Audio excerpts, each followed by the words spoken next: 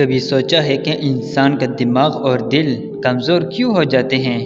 حضرت علی رضی اللہ تعالیٰ عنہ نے فرمایا، 4 چیزیں ایسی ہیں جو انسان کی عقل کو تباہ کر دیتی ہے، اور بدقسمتی سے ہم سب اکثر انہی غلطیوں کا شکار ہوتے ہیں۔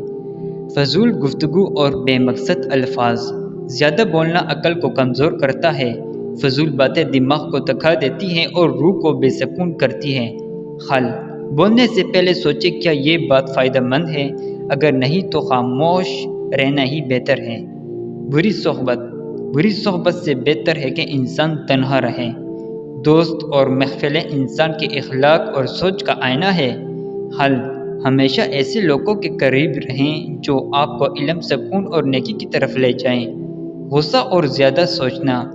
غصہ عقل کو برباد کر دیتا ہے۔ بار بار غصہ اور بے سوچنا دماغ کی طاقت کو ختم کر دیتا ہے۔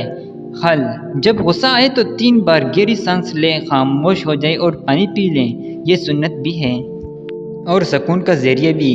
آرام بھی عقل کے لیے ضروری ہے۔ کم نیند انسان کو کمزور اور یادداشت کو کم کر دیتی ہے۔ حل: سونے سے پہلے موبائل بند کریں، ذکر یا تلاوت کریں اور دل کو ہلکا کر کے سوئیں۔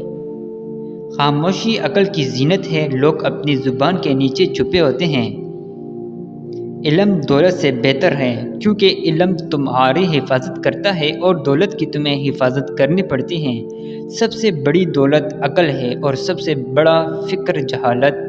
دوست کو آزمائش میں رکھو، خوشی میں نہیں۔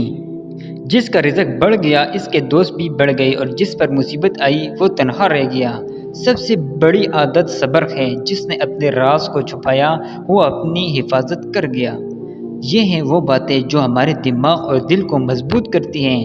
کم بولنا، اچھے لوگوں کی صحبت، غصے پر قابو، سکون سے نیند اور علم کے ساتھ صبر۔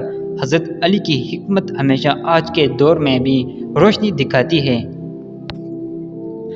کومنٹس میں لکھیے حضرت علی کا کون سا فرمان آپ کے دل کو سب سے زیادہ چھو گیا۔ اس ویڈیو کو زیادہ سے زیادہ شیئر کریں تاکہ حکمت کی روشنی دوسروں تک بھی پہنچے، اور مزید اقوال زرعی کے لیے سبسکرائب کریں۔ شکریہ۔